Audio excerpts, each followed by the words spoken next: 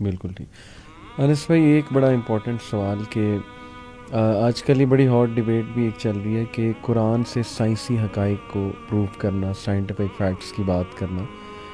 یہ بات تو ظاہر ہے ایک فیکٹ ہے کہ قرآن میں اللہ سبحانہ و تعالیٰ نے اپنی تخلیق بتائی, اپنی کریشن بتائی, اور ظاہر ہے کہ کریشن جب بتائی ہے تو اس میں پھر یہ کچھ ہنٹس ملتے ہیں, ایسٹرو فزکس کے ہنٹس ملتے ہیں, اور ظاہر ہے بایولوجی کے کچھ ہنٹس ملتے ہیں وغیرہ وغیرہ.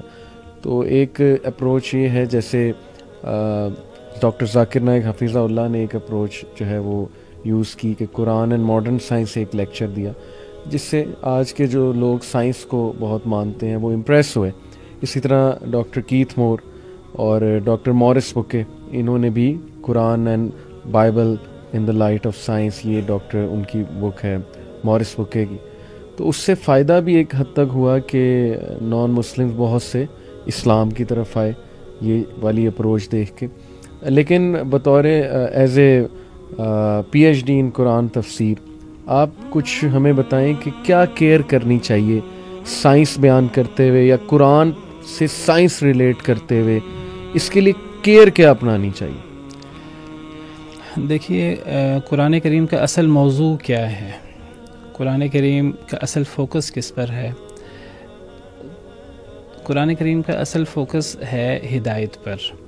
انسان کو کیا ایسے کام کرنے چاہیے کہ جس سے انسان اپنے رب کی عظمت اور اس کی بڑائی کو پہچانے, اور انسان کیا ایسے کام کرے کہ جس سے اس کی دنیا بھی کامیاب ہو, جس سے اس کی آخرت بھی کامیاب ہو. یہ قرآن کریم کا اصل موضوع ہے. اگر میں یہ کہنا چاہوں کہ قرآن کریم کا اصل موضوع ہدایت ہے انسان کی, اور قرآن کریم کا اصل موضوع انسان خود ہے. لقد انزلنا الیکم کتابا فیہ ذکرکم, سورہ انبیاء میں اللہ تعالیٰ فرماتے ہیں ہم نے تم پر ایسی کتاب نازل کی جس میں تمہارا ذکر ہے, تمہاری باتیں موجود ہیں. یعنی انسان موضوع ہے, انسان موضوع ہے قرآن کا. اور انسان میں کیا چیز موضوع ہے؟ وہ انسان کی ہدایت, یعنی ایسی چیز جس سے انسان کی دنیا اور آخرت کامیاب ہو جائے. اللہ تعالیٰ سورہ بنی اسرائیل میں فرماتے ہیں ان ھذا القرآن یہدی للتی ہی اقوم, یہ قرآن ہدایت دیتا ہے اس رستے کا جو سب سے سیدھا رستہ ہے. یہ ہے قرآن کریم کا اصل موضوع. انبیاء کرام علیہم السلام, نبی کریم صلی اللہ علیہ وسلم, یہ بھی انسانیت کی ہدایت کے لیے, جس میں دنیا کی کامیابی کے ساتھ اخروی کامیابی جو اصل زندگی ہے اس کی کامیابی, اور یہی تمام انبیاء کرام علیہم السلام اور ان پر اترنے والی تمام کتابوں کا موضوع بھی یہ تھا. لیکن قرآن چونکہ اللہ رب العالمین کی طرف سے ہے, اس کائنات کے خالق کی طرف سے ہے, تو یہ جو سائنس ہے اور یہ سارے علوم ہیں یہ اللہ رب العالمین کی طرف سے ہی ہیں. تو قرآن کریم جب بھی ہماری اخروی ہدایت اور ان چیزوں کے علاوہ اللہ رب العالمین کی عظمت بیان کرتے کرتے مختلف علوم بیان کرتا ہے, قرآن کریم میں اللہ تعالیٰ جب بھی بیان کرتے ہیں تو اللہ کی بیان کردہ چیز کبھی غلط نہیں ہوگی. اللہ جو چیز بیان کریں گے قرآن کریم میں, وہ سائنس کے حوالے سے ہو, وہ فزکس کے حوالے سے ہو, بایولوجی کے حوالے سے ہو, وہ فلکیات کے حوالے سے ہو, قرآن کی جو بات ہوگی وہ 100% صحیح ہوگی, وہ کبھی غلط نہیں ہوگی. بالکل ٹھیک. تو قرآن کریم میں جو بعض چیزیں اس طرح کی بیان ہوئی ہیں ان کو بیان کرنے میں کوئی حرج نہیں ہے, لیکن ان میں سائنٹیفک فیکٹ ہونا چاہیے, وہ چیز باقاعدہ طے شدہ, وہ چیز طے شدہ ہونی چاہیے. وہ یہ نہیں ہونا چاہیے کہ ہم قرآن کریم کو ایک سائنس کی کتاب بنا کر ایسی چیزیں قرآن کریم سے ثابت کرنے کی کوشش کریں جو ابھی تک سائنس نہیں ثابت نہیں کی, اور اس کا یہ بیک فائر بھی انس بھائی ہو جاتا ہے. جیسے آپ ایک بات قرآن کے تھرو کرتے ہیں کہ دیکھو جیسے اسٹرنگ تھیوری یا فلانی چیز قرآن سے ثابت ہے, تو کل کو وہ سائنس اپنی پوزیشن چینج کر لے تو ہمیں شرمندہ ہونا پڑے گا اکیڈیمیا کے سامنے کہ وہ کہیں گے کہ یہ قرآن سے پروف کرے, تو اس کا مطلب خدا نہ خواستہ قرآن بھی غلط ہے. دیکھیے, قرآن کو ہمیں تکلف کر کے سائنس کی کتاب نہیں بنانا, اور قرآن سے ہمیں سائنس کا ہر مسئلہ اخذ کرنے کی کوشش نہیں کرنی. لیکن قرآن کریم میں جو چیز بیان ہوگی وہ جس علم سے بھی متعلق ہو وہ غلط نہیں ہوگی, وہ 100% صحیح ہوگی. لیکن ہمیں تکلف کر کے ہم یہ کہیں کہ قرآن ایک سائنس کی کتاب ہے.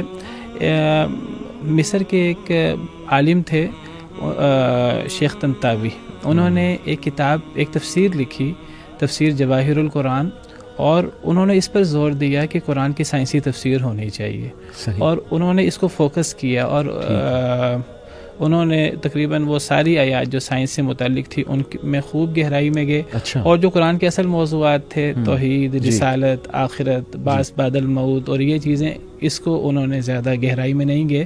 تو اس میں پھر کئی علماء نے اس پہ تنقید کی اس تفسیر پر کہ یہ سائنس کے حوالے سے تو ایک اچھی تفسیر ہے، بلکہ بعض جگہ وہ تکلف کر کے کچھ چیزوں کو سائنس سے ثابت کرتے ہیں، زبردستی پروف کرنے لگ جاتا ہے۔ تو اس پہ انہوں نے یہ تنقید کی کئی علماء نے کہ قرآن کا جو اصل موضوع ہے وہ انہوں نے چھوڑ دیا، جو انسان کی ہدایت ہے، اور ایک ایسی چیز وہ شروع کر دی کہ جو قرآن کا اصل موضوع نہیں ہے۔ تو قرآن میں جو بات بھی سائنس کی بیان ہوگی وہ صحیح ہوگی، لیکن قرآن سائنس کی کتاب نہیں ہے۔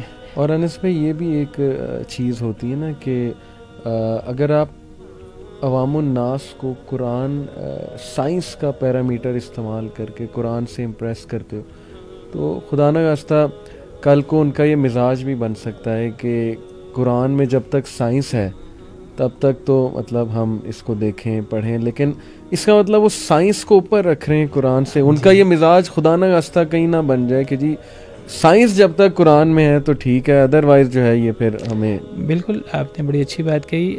کچھ لوگ کیا کرتے ہیں کہ کچھ لوگ کہتے ہیں کہ کوئی بھی دین کا حکم ہے نا تو جب تک ہمیں اس کی حکمت کا پتہ نہ لگے اس وقت تک ہم مانیں گے نہیں۔ حالانکہ اللہ تعالیٰ جب احکامات دیتے ہیں تو اللہ تعالیٰ کئی جگہوں پر حکمتیں بھی بیان کر دیتے ہیں، جیسے اللہ تعالیٰ نے مرد و عورت میں اللہ تعالیٰ نے فرمایا مرد قوام ہے، تو اللہ نے اس کی حکمت بھی بیان کی کہ وہ مال خرچ کرتے ہیں۔ تو کچھ لوگوں کا مزاج بن جاتا ہے، جیسے آپ نے کہا کہ ہم تو دین کا وہ حکم مانیں گے کہ جس کی حکمت ہمیں پتہ لگ جائے گی، تو اس سے ایک بڑی خرابی لازم آتی ہے کہ جو چیز ہماری عقل میں سمائے گی اور جو چیز ہمیں سمجھ آ جائے گی اس کو تو مانیں گے، اور جو چیز ہماری عقل میں نہیں آئے گی تو اس کے بارے میں پھر لوگ ہیزیٹیشن کا مظاہرہ کرتے ہیں۔ تو ایمان بالغیب کدھر گیا؟ مومن کی پہلی صفت ہے ایمان بالغیب۔ اور ایمان بالغیب کا کیا مطلب ہے؟ ایمان بالغیب کا مطلب یہ نہیں ہے کہ بس ہر چیز آنکھیں بند کر کے مان لو، اس کا مطلب ہے جو چیز قرآن سے ثابت ہو جائے، دو ٹوک ثابت ہوتی ہو، وہ تکلف کر کے جو ہے وہ ثابت نہ کیا جائے، جو چیز قرآن سے ثابت ہو، صحیح حدیث سے ثابت ہو، تو وہ ہماری عقل میں، اور اگر وہ سائنٹیفک فیکٹ بھی ہو تو پھر ایک بات کی جا سکتی ہے کہ یہ قرآن اس طرف بھی اشارہ۔ تو جو بات آپ نے کہی نا کہ ہم سائنس کو قرآن سے اوپر نہ کر دیں، بس اس کو ہم قرآن کے تابع رکھیں، قرآن کے تابع رکھیں، تو انشاءاللہ کوئی حرج نہیں ہے۔ اس کا ایک اور بھی نقصان انس بھائی کہ میریکلز جو ہیں، معجزات، وہ تو چیز ہی ایسی ہے جو سائنس سے بالکل الگ ہے۔ جیسے ایک اسٹک کو سانپ بنا دینا، موسیٰ علیہ السلام کا جو معجزہ تھا، اس میں کیا سائنس ہے؟ اس کو آپ کس سائنس سے ایکسپلین کرو گے؟ تو لوگ کیا کرتے ہیں، اپولوجیٹکس جو ہیں، میں نے پڑھا کہ وہ ہر چیز ہی پھر سائنس سے پروو، اور پھر وہ پروو کرتے کرتے معجزات کا بھی انکار ہو گیا، معجزات کی اس نیچر کا انکار ہو گیا۔ تو یہ ایک میرے خیال خطرناک اپروچ ہے۔ جی سر سید احمد خان، ان کی نیت بہرحال اچھی ہی تھی، انہوں نے سب سے پہلے یہ کوشش کی کہ انہوں نے کہا کہ ہم قرآن کریم سے سائنس کو ثابت کریں، اور پھر ہم جو غیر مسلم لوگ ہیں ان کو قرآن کریم کی اہمیت بتانے کے لیے، اس دور میں سائنس کی کافی اہمیت تھی، آج بھی، تو انہوں نے یہی کام کیا کہ انہوں نے ہر چیز کو سائنس سے ثابت کرنے کی کوشش کی، تو نتیجہ وہی نکلا جو آپ کہہ رہے ہیں کہ اکثر معجزات کا انکار۔ دین کی بات پھیلانا صدقہ جاریہ ہے، ثواب کی نیت سے ویڈیو کو شیئر ضرور کیجیے۔ جزاک اللہ۔